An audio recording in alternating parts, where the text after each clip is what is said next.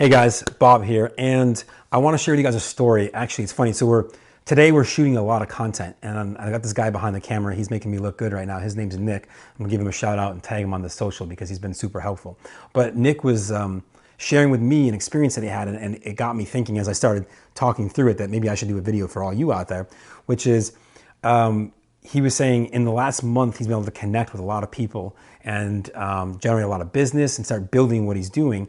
And the reason that he was able to do that, and I told him this is something that I appreciated about him first, was that before we ever really got talked and before we ever started doing this content that we're shooting right now, he asked how he could help me first.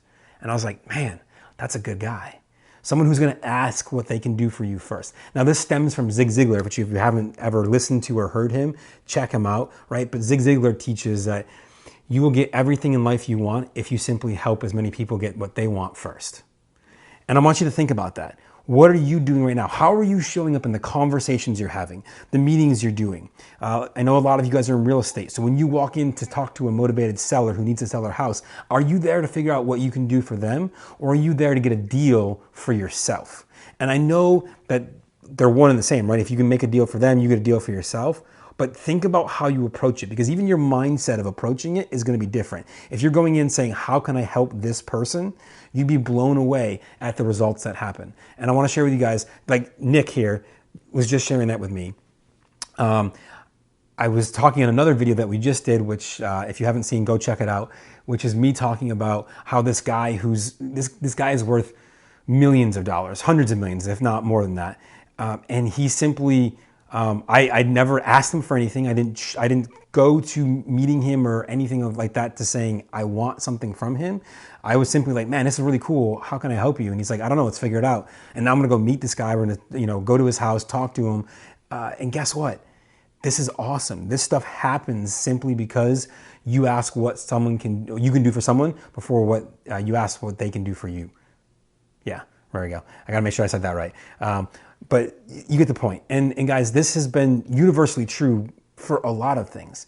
You'd be amazed at how often something cool happens simply because you show up asking, how can I serve you first? And so I want you to think about, who are you talking to? What are you doing? What does that look like?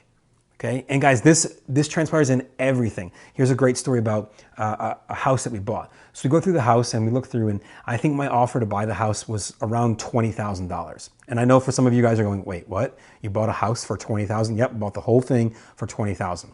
Now, the only reason I got that house, as I'm talking to this guy, and his parents had passed away, it's the house that he grew up in, and he has literally hundreds of those old Kodak slideshow reels, like the big circle that you put on the projector, and it went like and it like moved along, and each slide showed. He's got hundreds and hundreds of these things. His entire childhood photography is on these slides, and he's like, man, I just wish there was a way for me to get them digitized.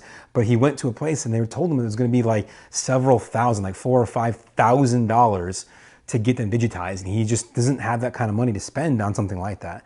And I was like, man, I wish there was something I could do for you. Like, me being a tech person, I was like, how can I help him? And I'm like, I don't know. And lo and behold, my subconscious mind directed me to the exact place. Literally that evening, as I was waiting to go to dinner, I was waiting for my mom to finish getting ready. And she gets these stacks and stacks of catalogs for God only knows what. I mean, something like some of this stuff makes Sharper Image and like Brookstone look like, that's cute. But there's this one, and I don't even remember the name of the magazine, but like, it's got ridiculous stuff in it. For example, there's a $10,000 record player. What?